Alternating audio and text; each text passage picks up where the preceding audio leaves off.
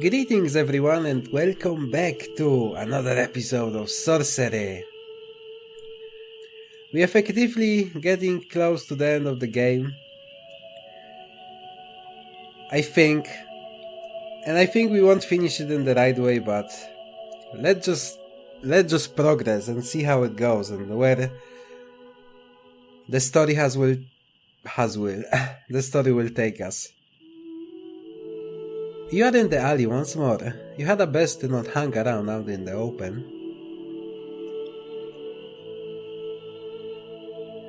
You are nearing the end of the alleyway and the guarded iron door. Another rather narrow door is nearby. Leaning over to press your ear against the narrow door, you hear high-pitched murmurs through the old wood. You peer through a crack in the door. You see a low table scattered with feathers. Oh, this must be a birdman. You try and shift your view, but there isn't much more to see. Definitely feathers. If I get there, the birdman's gonna attack me, I think. Might as well try it. Maybe not. That's why this roof have no roof, maybe, because they fly down. Moving quickly, you slip inside the door.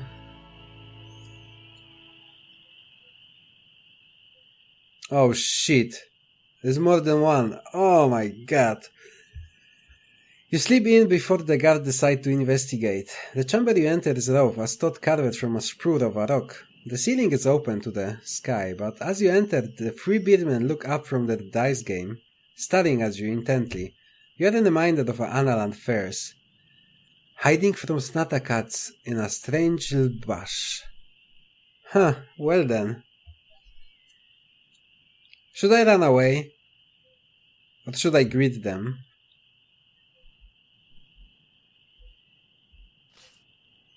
Greetings! The bears continue to stare, dumbfounded. Do I want to ask them anything? I don't think I want to ask them anything. I'm too far in the game to let myself lose shitload of stamina, I think, so let's try to leave. Well, you declare, I will be leaving you. The beardmen stare but do not make a move to stop you. You exit the room grateful for the stupidity of the Archmage troops. That's true. That's very true. You step out into the alley once more. Only the guarded iron door remains. The iron door is a large slab guarded by two beardmen. They have seen you but have yet to react. This door must lead into the inner fortress proper. You cast a sidelong glance at the guards by the far door, seizing them up. They are beardmen. Tall, strong, with savage clawed talons and beaks like pickaxes. One is missing a wing. They have seen you but do not approach or call out, instead holding to their posts. It is most unnerving. Beyond the iron door you can make out movement in the yard beyond.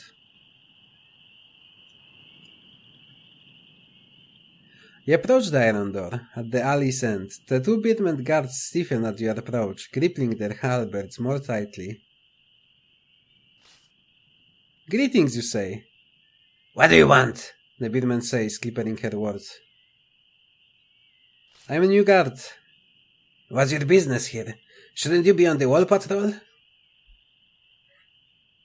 I have a message for the Archmage. The beardman scowls with a laughter. The Archmage? No one sees the Archmage. What a crook. She continues to laugh even as she slams the butt of her halberd into your groin, sending you flying backwards. You land on your back, the impact forcing the air from your lungs. You open your arms to cast the spell, but the beardman prances forward to step on your wrist. This is a fortress of sorcerers, she clacks. Don't think I can recognize magic. The beardman holds the blade of her halberd to your neck. Her companion raises himself, rubbing his now-cracked beak. They truss you up and toss you through the iron door in the courtyard beyond.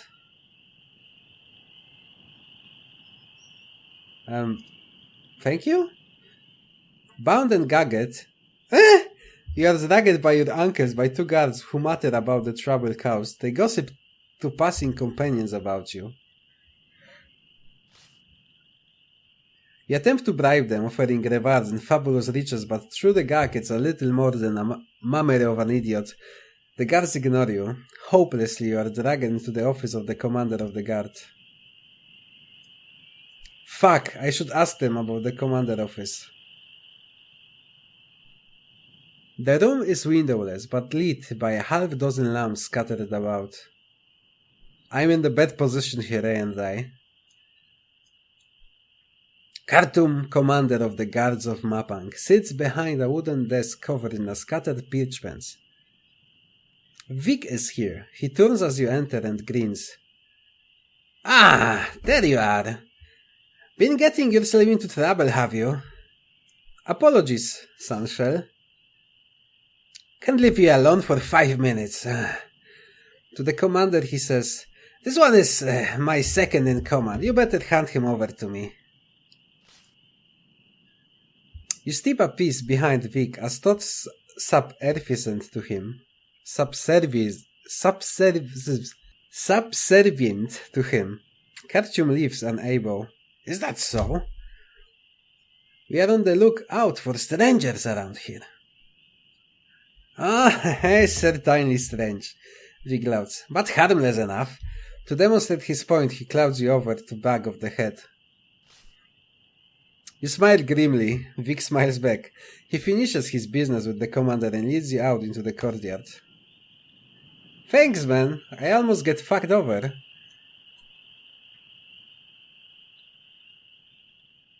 Well, Vic murmurs, once you are out of the earshot of the door. Now we are even, I think. Stay away from me and try not to get into trouble. For a moment he looks nervously up at the army's great tower that rises up from the yard.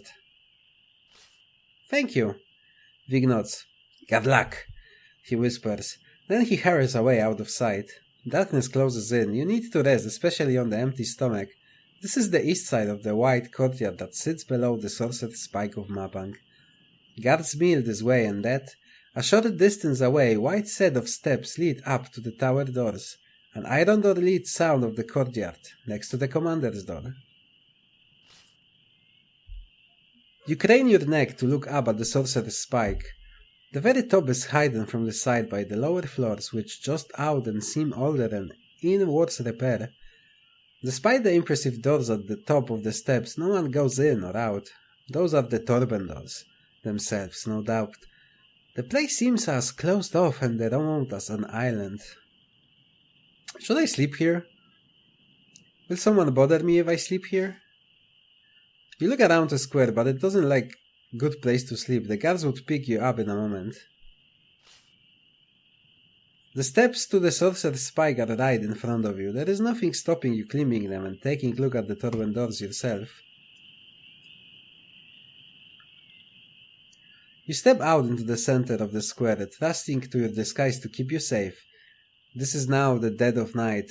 Thick, oily smells drift from a building to the north, but the most impressive sight here is the deep towering flight of steps that leads up towards the door, the inner tower itself. On the other side of the yard is a large block of wood. The block of wood is crisscrossed with incisions and stained a deep purple color. It's clear enough. Somewhere overhead a birdman screams and flaps its slow way up to the tower top. The steps are wide, black slabs of stone, carved with the ornate symbols. They rise steeply enough that one could not run up them, and a shorter man than you might have a scramble. No one goes near them. You had a better sleep when you can next find somewhere safe. After nearly a month of walking, you have finally come inside of your goal. The great scaled Torben door stands before you at the top of the stairs.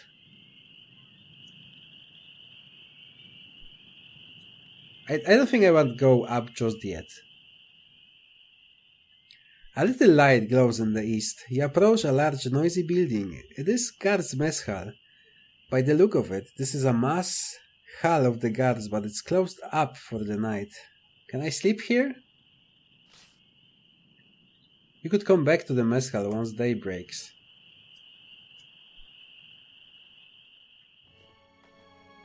By the Torben steps. During the past day you reached the inner fortress of Mampang and found no new clues. The Archmage is aware of you. You make your way to the base of the great steps that leads up to the Sorcerer's Spike. It must be morning by now. You have been awake all night and are waker for it. Well, I guess I understand that. Oh, I maybe could use Ailmon. Pray to him. He might give me some stamina back and... well... then I think it resets overnight. I'm not sure. But well, my bad. The steps are wide and central. You have a view across the whole of the guard's courtyard and are equally visible. You lift your eyes upwards at the famous Torben doors that protect the Archmage from Mampang. Or the other way around, perhaps. You have been told they are guarded by spells. You steel yourself for a great danger. You had this in your mouth. The inner sanctum lies within reach. I mean, it's day now, so I think we can go to the Mass Hall. You step gratefully away from the fearful steps into the small courtyard once more. The sun breaks over the eastern wall. The Mess Hall is to the north. The steps to the tower loom large on the other side of the yard. A large block of wood. You must keep going. Yeah, I wonder what this wood thing is. The air stirs a little, still cold but fresh. You return to the mess hall door. The building is large with one side open to the elements inside. Tables are packed with guards of all stripes.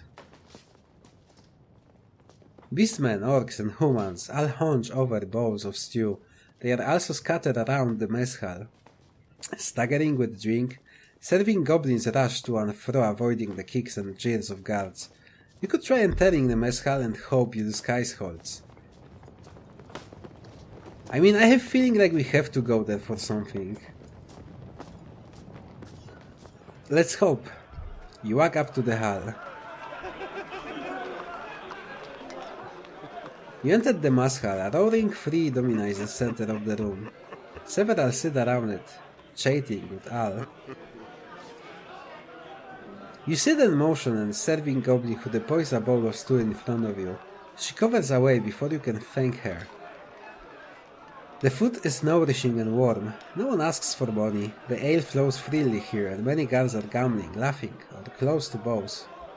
Well, at least I can get some food here. I wonder, can I get some food just to get my stamina all the way up? You sit down near the roaring fire, surrounded by guards of all stripes.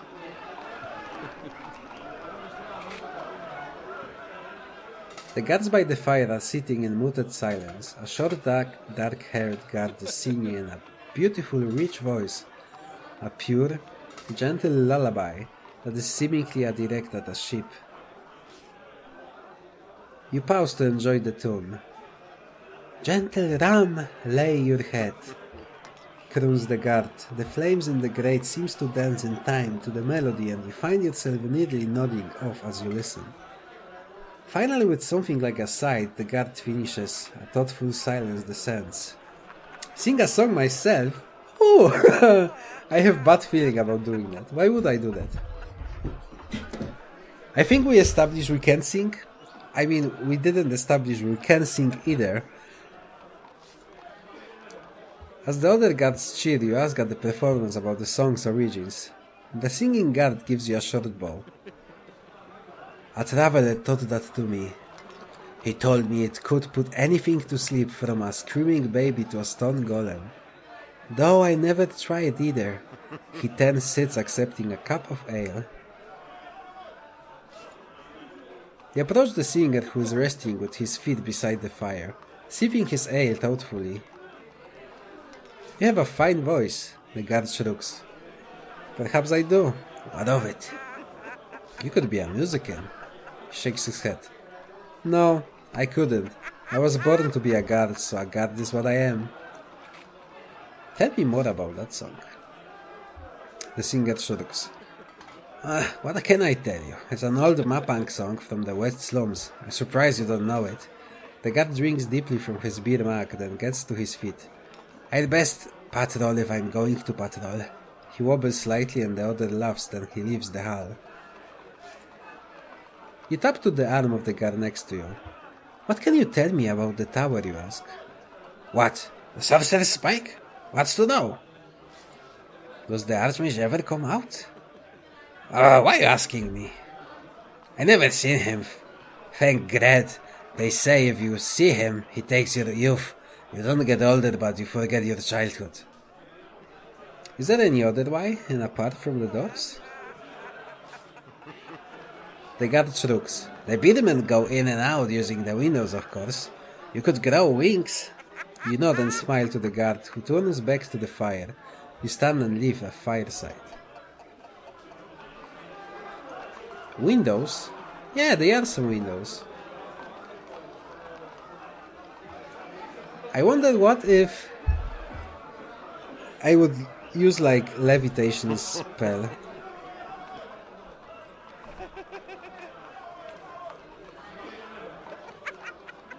You walk back into the main part of the hall. The mess hall is crowded with guards, more like an army than a city watch. Fooled by your disguise, a few nod or wave as you pass.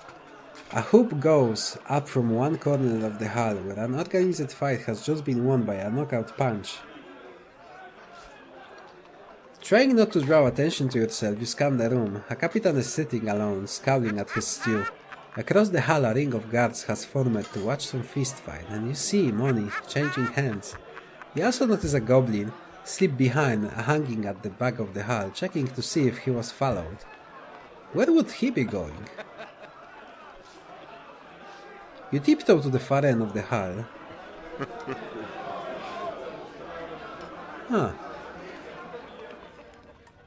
At the back of the hall you find 3 goblins standing in a cluster. One is holding 2 vials. No! One of them squeaks. That will do it green! Greetings, you call to the goblins. We're doing nothing!